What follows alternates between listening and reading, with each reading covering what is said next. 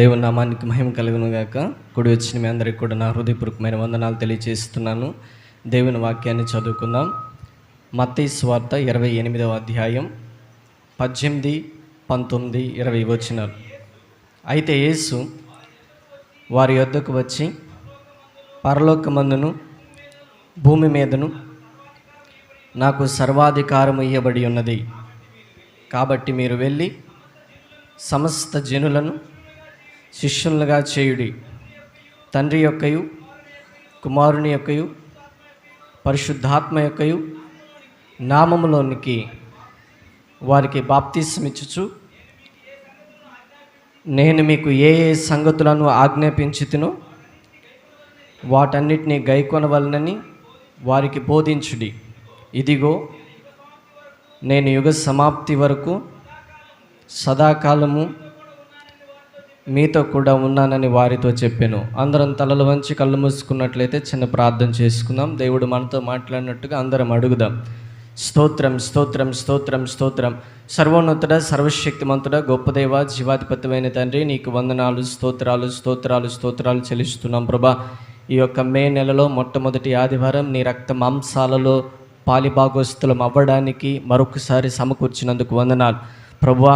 దానికోసం నీ యొక్క లేఖనములో నుంచి ఉదక స్నానము చేయబడ్డానికి సిద్ధపడుతూ ఉండగా ప్రభా, నీ వాక్యం ద్వారా మాట్లాడండి ప్రభా. నిలబడి ఉన్న నేను వట్టివాడును, నీ పరిశుద్ధాత్మతో నింపి వాడుకోమని ప్రార్థన చేస్తూ మీ చేతులకు సమర్పించుకుంటూ నజరేయుడైన యేసుక్రీస్తు పరిశుద్ధ నామములో అడిగి వేడుకొని పొంది ఉన్నాము తండ్రి, ఆమేన్. కూర్చుందాం. నా వైపు చూస్తూ శ్రద్ధగా దేవుని వాక్యాన్ని వినడానికి ప్రయత్నం చేయండి. ప్రభు అయిన యేసుక్రీస్తు వారు పునరుద్ధానుడైన తర్వాత, ఆయన సజీవునిగా లేచిన తర్వాత శిష్యులతో చెప్పినటువంటి మాటలను మనం చదువుకున్నాం. అందరు నా వైపు చూడాలి, శ్రద్ధగా దేవుని వాక్యాన్ని వినాలి. పునరుద్ధానుడైన తర్వాత, సజీవునిగా లేచిన తర్వాత శిష్యులతో చెప్పినటువంటి మాటలను మనం చదివాం. మనం చదివినటువంటి ఈ 3 వచనాలని మామూలుగా ఏమంటారు అంటే గ్రేట్ కమిషన్ అని అంటారు, అంటే గొప్ప ఆజ్ఞ అని అంటారు. అయితే యేసుక్రీస్తు ప్రభువారు ఈ మాటలు చెప్తూ మొట్టమొదటిగా అన్న మాట ఏంటంటే, ఇదిగో పరలోకమందును భూమి మీదను నాకు సర్వాధికారము ఇయ్యబడి ఉన్నది. శ్రద్ధగా వినాలి.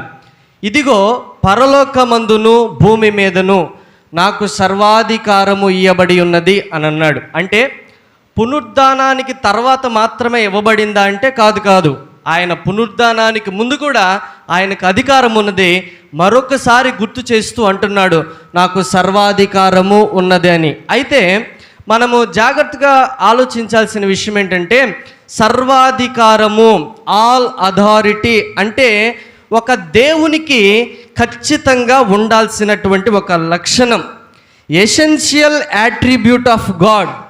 దేవుడు అనంటే దేవునికి ఖచ్చితంగా ఉండాల్సినటువంటి ఒక లక్షణం సర్వాధికారము. నాకు దీని మీద అయితే అధికారం ఉంటుంది, నాకు దీని మీద అధికారం ఉండదు, నాకు ఈ రోగం మీద అయితే అధికారం ఉండిద్ది, నాకు ఈ రోగం మీద అధికారం ఉండదు, నాకు ఈ దేశంలో అయితే అధికారం ఉంటుంది, నాకు ఈ దేశంలో అయితే అధికారం ఉండదు, నాకు వీటి మీదనే అని అనకూడదు. దేవుడు అనంటే ఆయనకు అన్నిటి మీద అధికారం ఉండాలి. దాన్ని ఏమని అంటారు అంటే సర్వాధికారము అని అంటారు. హల్లెలూయా. ప్రభు అయిన యేసుక్రీస్తు వారికి పరలోకమందు కూడా అధికారం ఉన్నది. అందుకని ఏమంటాడు, ఇదిగో నేనున్న స్థలములో మీరు కూడా నివసించినట్లు మీ కొరకు స్థలము సిద్ధపరచ వెళ్ళుచున్నాను. అరే, ఈ భూమి మీద ఎవరైనా ఒక స్థలములో బైక్ పార్క్ చేసుకోవాలి అంటే, కార్ పార్క్ చేసుకోవాలి అంటే పర్మిషన్ అడగాలి.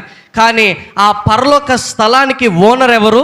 ప్రభు అయిన యేసుక్రీస్తు వారు. ఆ పరలోక స్థలానికి ఓనర్ యేసుక్రీస్తు ప్రభువారు. ఆ పరలోకం మీద మొత్తం ఆయనకు అధికారం ఉన్నది. ఈ భూమి మీద కూడా ఆయనకు అధికారం ఉన్నది. అందుకనే కదా ఆయన గాలిని గద్దించినప్పుడు, తుఫాన్ని గద్దించినప్పుడు అవన్నీ నిమ్మలమైపోయినాయి. ఎందుకని? ఆయనకి ఈ సృష్టి మీద అధికారం ఉన్నది. అంత మాత్రమే కాదు, అంటాడు మీ దేహమును, వినాలి జాగ్రత్తగా, మీ దేహమును మీ ఆత్మను కూడా నరకములో నశింపగలజేయువానికి భయపడండి అని అంటాడు. అంటే నరకములో పడద్రోసే శక్తి ఎవరికి ఉంది? యేసయ్యకే ఉంది. కనుక 3 లోకాలలో సర్వాధికారం కలిగిన దేవుడు. అటు పరలోకములో కానీ, భూమి మీద కానీ, అటు నరకలోకములో కానీ ఏదైనా సరే ఆయనకు సర్వాధికారము ఉన్నది. హల్లెలూయా. అయితే ప్రభువైన యేసుక్రీస్తు అంటాడు, ఇదిగో భూమి మీద మనుష్య కుమారునికి పాపములు క్షమించుటకు అధికారము కలదని మీరు తెలుసుకోవలెను. ప్రభువైన యేసుక్రీస్తు వారికి ఇవ్వబడిన మరొక అధికారం ఏంటి? పాపములు క్షమించే అధికారం. ఇది చాలా శ్రేష్టమైనదండి. ఈ భూమి మీద పాపములు క్షమించే అధికారం ఎవ్వరికీ లేదు. ప్రస్తుతం దేవుడిగా, దేవతలుగా పిలువబడుచున్న వారెవ్వరికీ కూడా పాపములు క్షమించే అధికారం లేదు. యేసుక్రీస్తు ప్రభువారికి ఒక్కరికి మాత్రమే పాపములు క్షమించే అధికారం ఉంది. ఎందుకంటారు? ఒకసారి ఆలోచించండి. ఎందుకని యేసుక్రీస్తు ప్రభువారికి పాపములు క్షమించే అధికారం ఇవ్వబడింది అనంటే, నంబర్ 1, దానికి గల కారణం ఏంటంటే ఆయన పాపము లేనివాడు. దయచేసి నన్ను క్షమించండి, క్షమాపణ అడిగే అవసరత ఆయనకి లేదు. జాగ్రత్తగా వినాలండి, ప్రతి మాట శ్రద్ధగా వినాలి. క్షమాపణ అడిగే అవసరత ఆయనకి లేదు. ఎందుకంటే ఆయన జన్మలో పాపం లేదు, ఆయన జీవితంలో పాపం లేదు. అందుకని ధైర్యంగా ఒక మాట అనగలిగాడు. ఏ మాట అనంటే, నాలో పాపం ఉన్నదని మీలో ఎవరైనా స్థాపించగలరా, నిరూపించగలరా అని అన్న ఏకైక దైవ మానవుడు ప్రభువైన యేసుక్రీస్తు వారు. హల్లెలూయా. ఎవరైనా అనగలిగారా? యేసు ప్రభువారికి ముందు కానీ, యేసుక్రీస్తు ప్రభువారికి తర్వాత కానీ ఎవరైనా సరే ఈ మాట అనగలిగారా? లేదే. ప్రభువైన యేసుక్రీస్తు వారు మాత్రమే ఆ మాట అనగలిగారు. అందుకని పాపములు క్షమించే అధికారం యేసుక్రీస్తు ప్రభువారికి ఉంది. రెండవది, ఎందుకని పాపములు క్షమించే అధికారం యేసు ప్రభువారికి ఉంది అనంటే, ఆత్మస్వరూపిగా ఉన్న దేవుడు ప్రభువైన యేసుక్రీస్తు వారు ఆత్మస్వరూపిగా ఉన్న దేవుడు రక్త మాంసాలు ధరించి పాప పరిహారార్థ బలి నిమిత్తమై బలి పశువుగా మనందరి కోసం వధించబడ్డాడు అనంటే, పాప విముక్తి నిమిత్తమై, పరమ మోక్షము నిమిత్తమై మనందరి కోసము రక్షణ ప్రణాళిక నెరవేర్చగలిగింది ప్రభువైన యేసుక్రీస్తు వారు మాత్రమే. బలి పశువుగా వధించబడింది ఆయనే, పరిశుద్ధ రక్తము కార్చింది ఆయనే, మన కోసం పాప పరిహారార్థ బలిగా ఆయన వధించబడి పాప క్రయధనాన్ని చెల్లించింది ఆయనే. అందుకని ప్రభువైన యేసుక్రీస్తు వారికి పాపములు క్షమించే అధికారం ఉన్నది. హల్లెలూయా. అయితే పాపములు క్షమించే అధికారం మాత్రమే కాదండోయ్, ఆయనకు పాపములు క్షమించడానికి సిద్ధ మనసు కూడా ఉంది. అందుకనే దావీదు అంటాడు కదా, అయ్యా ప్రభువా నీవు దయాళుడవు, క్షమించుటకు సిద్ధమైన మనసు. అబ్బా ఎంత మంచిదండి మన దేవుడు. ఒక పక్క చేతిలోనేమో క్షమించడానికి అధికారం ఉంది, ఇంకో పక్క గుండెల్లో ఏముంది? ఎవరైనా సరే తన దగ్గరికి జాలితో వచ్చి అయ్యా నన్ను క్షమించు అని అడిగితే క్షమించడానికి సిద్ధ మనసు కూడా ఉన్నది. Ready to forgive. హల్లెలూయా.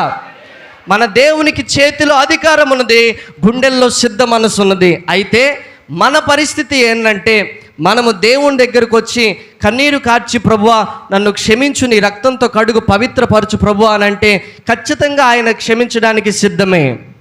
అయితే చేతిలో అధికారం ఉన్నది కదా, గుండెల్లో సిద్ధ మనసు ఉన్నది కదా అని చెప్పి 4 ముసల కన్నీళ్లు కార్చినంత మాత్రాన ఆయన క్షమించడు. అమ్మ వినండి చాలా శ్రద్ధగా.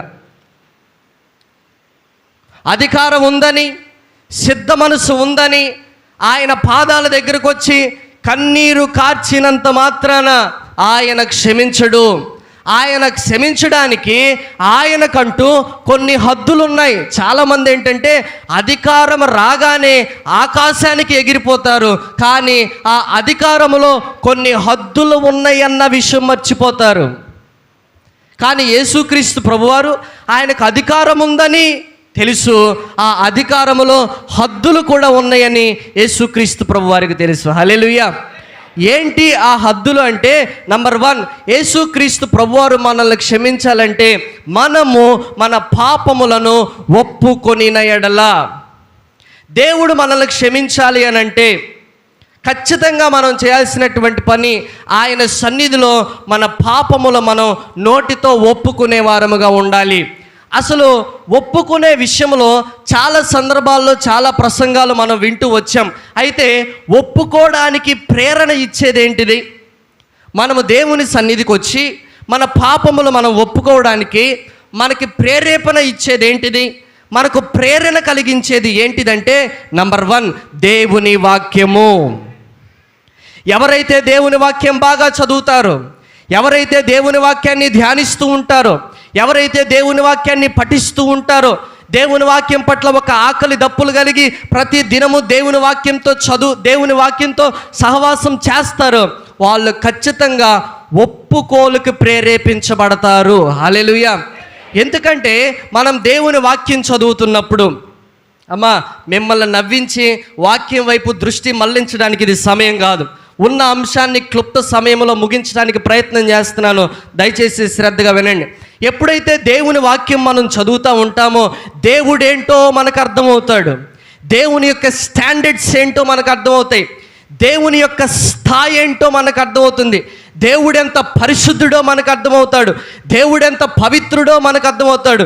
దేవుడెంత పరిశుద్ధుడో అర్థమైనప్పుడు, దేవుడెంత పవిత్రుడో అర్థమైనప్పుడు ఆటోమేటిక్గా అరే నేనెంత పాపిని అన్న విషయం మనకు అర్థమయ్యి మనము ఒప్పుకోలికి ప్రేరేపించబడతాం. Praise the lord. హల్లెలూయా. ఒకరోజు షాలేం అన్నగారు నా పక్కన కూర్చున్నాడు. ఆయన డైరీ చూసా, ఆయన కొన్ని వాక్యాలు రాసుకోవడం చూసా. ఆయన రైటింగ్ చూస్తే చాలా ముచ్చటగా అనిపించింది, చాలా బాగుంది, గుండ్రంగా చాలా నీట్గా రాశాడు. వెంటనే తర్వాత నా డైరీ చూసుకున్నా, ఛీ అని అనిపించింది. ఎందుకు?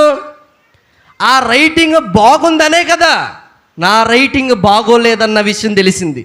అలాగే పరిశుద్ధుడైన దేవుణ్ణి చూసినప్పుడే మనం ఒప్పుకోలికి ప్రేరేపించబడి అయ్యా నేను పాపిని మనం ఒప్పుకొనగలుగుతాం. హల్లెలూయా. రెండవది, మనము ఒప్పుకోవడానికి మనల్ని ప్రేరేపించేది ఏంటంటే పరిశుద్ధాత్మ దేవుడు. అందుకనే పరిశుద్ధాత్మ దేవుని గురించి రాయబడినటువంటి ఒక ప్రవచనం ఏంటంటే, ఇదిగో పరిశుద్ధాత్ముడు వస్తాడు, ఆదరణకర్త వస్తాడు, ఆయన నీతిని గురించి, పాపమును గురించి, తీర్పును గురించి లోకమును ఒప్పుకొనజేయును. Praise the lord. హల్లెలూయా. పరిశుద్ధాత్మ కార్యాలు అని అంటే స్పీడ్గా చప్పట్లు కొట్టడం కాదు. పరిశుద్ధాత్మ కార్యాలు అంటే ఒంటి మీద బట్టలు ఉండేది లేనిది తెలియకుండా ఎగరడం కాదు. పరిశుద్ధాత్మ కార్యాలు అనంటే ఏంటంటే దేవుడేంటో అర్థమై గుండెలు పగలేలా పాపము నిమిత్తమై పశ్చాత్తాపపడడం. హల్లెలూయా. ఒక వాటర్ బాటిల్లో నీళ్లు మొత్తం బయటికి కుమ్మరిస్తే వాటర్ బాటిల్ ఏమైంది? ఒక కుండలో కానీ బాణలో కానీ నీళ్ళు మొత్తం బయటికి కుమ్మరిస్తే ఆ కుండ కానీ బాణ కానీ ఏమైంది?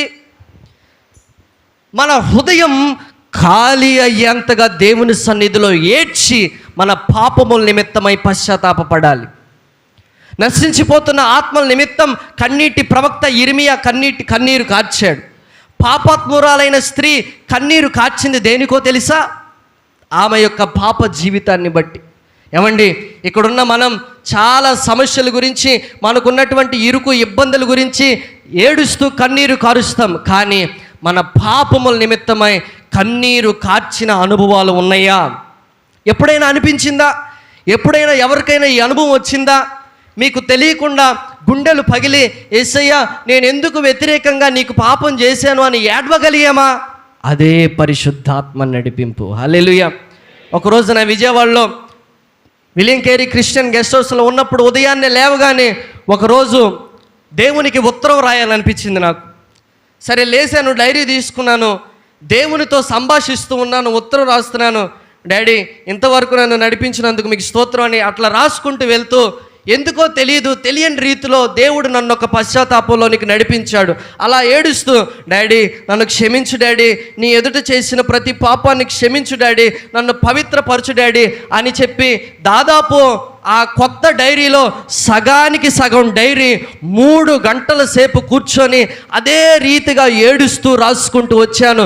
నేను రాసిన పదాలు ఒకటే, ఏంటంటే డాడీ నన్ను క్షమించు డాడీ, నన్ను పవిత్రపరచు డాడీ, నిన్ను చాలా బాధ పెట్టాను డాడీ అని చెప్పి ఆ విధంగా డైరీ రాసుకుంటా కన్నీరు కారుస్తా పేజీలు తడిచిపోయి ముద్దై చినిగిపోతున్నాయి. ఇక ఏం చేయాలో అర్థం కాక ఆ డైరీ అలాగే మూసేసి ప్రార్థనలో అలాగే ఏడుస్తూ కూర్చుండిపోయా. అప్పుడు నాకు గుర్తొచ్చిన వాక్యం ఏంటో తెలుసా? దైవ చిత్తానుసారమైనటువంటి దుఃఖము రక్షణార్థమైన మారు మనస్సును కలుగజేయును. ఎప్పుడైతే దైవ చిత్తానుసారమైనటువంటి దుఃఖంతో మనం నింపబడతామో రక్షణార్థమైనటువంటి మారు మనస్సు దేవుడు మనకు కలుగజేస్తాడు. హల్లెలూయా. రెండవదిగా మనము విడిచిపెట్టాలి. ఏం విడిచిపెట్టాలి? దేవుడు మనల్ని క్షమించాలంటే నంబర్ 1 ఒప్పుకోవాలి. రెండవది ఒప్పుకున్న దానిని విడిచిపెట్టాలి. విడిచిపెట్టాలంటే మనల్ని ప్రేరేపించాల్సింది ఏంటో తెలుసా? పాపము పైన మనకి అసహ్యత పుట్టాలి. ఎప్పుడు విడిచిపెట్టగలమమ్మా? పాపము పైన మనకంటూ ఒక అసహ్యత పుట్టాలి. సమరయ స్త్రీ ఆ కొండను విడిచిపెట్టేసింది. జక్కయ్య తన ఆస్తిని పేదలకు ఇచ్చేశాడు. వీరిద్దరి విషయంలో జరిగింది ఏంటో తెలుసా? వారి పాప జీవితం పైన అసహ్యత పుట్టింది. హల్లెలూయా. ఎందుకని ఈరోజు చాలామంది విడిచిపెట్టలేకపోతున్నారంటే పాపమును ప్రేమిస్తున్నారు. కానీ ఈరోజు మనకు కలగాల్సింది ఏంటి? ఆ పాప జీవితం పైన అసహ్యత పుట్టాలి. హల్లెలూయా. ఒక మంచి స్టేట్మెంట్ చెప్తాను, నోట్ దిస్ పాయింట్ యువర్ అన్నారు. మళ్ళీ చెప్తున్నాను, నోట్ దిస్ పాయింట్ యువర్ అన్నారు. మన పాప జీవితం పైన అసహ్యత పుడితే అద్భుతాలు జరుగుతాయి. జీవితం పైన అసహ్యత పుడితే ఆత్మహత్యలు జరుగుతాయి. ఎందుకు నా జీవితం, ఏంటి నా జీవితం ఇలా అయిపోయింది, నాకెందుకు ఇలాంటి భర్త దొరికాడు, నాకెందుకు ఇలాంటి భార్య దొరికింది, నాకెందుకు ఇలాంటి అత్తమామలు దొరికారు, నాకెందుకు ఇలాంటి తల్లిదండ్రులు దొరికారు, నా బిడ్డలు ఎందుకు ఇలా తయారయ్యారు, నా జీవితం ఎందుకు ఇలా అయిపోయింది, నా పరిస్థితి ఎందుకు ఇలా అయిపోయింది అని నువ్వు అసహ్యపడితే ఆత్మహత్యలు జరుగుతాయి. బ్రతుకులో ఉన్న పాపం విషయంలో అసహ్యత పడితే, ఎందుకు ఈ పాపం నా జీవితంలో ఉంది, ఎందుకు ఈ వ్యసనం నా జీవితంలో ఉంది అని అసహ్యత పడితే అద్భుతాలు జరుగుతాయి. ఎక్కడున్నావు నువ్వు? హల్లెలూయా. కనుక దేవుని చేతిలో అధికారం ఉన్నది కదా, గుండెల్లో సిద్ధ మనసు ఉన్నది కదా అని అంటే 4 ముసలి కన్నీళ్ళు కారిస్తే ఆయన క్షమించడు. 1 ఒప్పుకోవాలి, 2 ఒప్పుకున్న దాన్ని విడిచిపెట్టాలి, 3వదిగా ఇదిగో మీ పరలోకమందున్న తండ్రి మీ పాపములు క్షమించాలంటే మీరు కూడా ఇతరుల పాపములు క్షమించాలి. ఏమి అడ్డొస్తుంది మనకి ఇతరులను క్షమించడానికి? దేవుడు మటుకి మనల్ని క్షమించాలి, మనం మటుకి ఇతరులను ఇది ఎక్కడ న్యాయం? ఇది మనం రాసుకున్న బైబిల్ అంటారా? ఇది మనం రాసుకున్న ధర్మశాస్త్రం అంటారా? దేవుడు మనల్ని ఎలా ప్రేమించాడో అదే రీతిగా మనం ఇతరులను ప్రేమించాలి. దేవుడు మనల్ని ఎలా క్షమించాడో మనం కూడా ఇతరులను క్షమించే వారంగా ఉండాలి. అందుకని దేవుని వాక్యంలో రాయబడింది కదా, మీరు నిలవబడి ప్రార్థన చేయనప్పుడల్లా, మీరు విజ్ఞాపన చేయనప్పుడల్లా, ముసిగేసి ప్రార్థన చేసినప్పుడల్లా, ఉపవాసం ఉన్నప్పుడల్లా ఏం చేయాలంట? ఇతరులను క్షమించి అప్పుడు ప్రార్థనలో కూర్చోవాలి. ఈ రోజున మన ప్రార్థనలకు జవాబు రాకపోవడానికి గల ఒక కారణం, ఒకవేళ క్షమించలేని కఠిన స్థితి మనలో ఉన్నదేమో. ప్రభు బల్లలో చేవేయబోతున్నాం, మనల్ని మనం పరిశీలన చేసుకుందామా? 1, ఆయన చేతిలో క్షమించడానికి అధికారం ఉంది. 2, క్షమించడానికి సిద్ధ మనసు ఉంది. అయితే మనం చేయాల్సిన పని ఏంటంటే ఒప్పుకొని విడిచిపెట్టి ఇతరులను క్షమించే వారిగా ఉండాలి. హల్లెలూయా. అట్టి కృప దేవుడు మనందరికీ దయచేయునుగాక.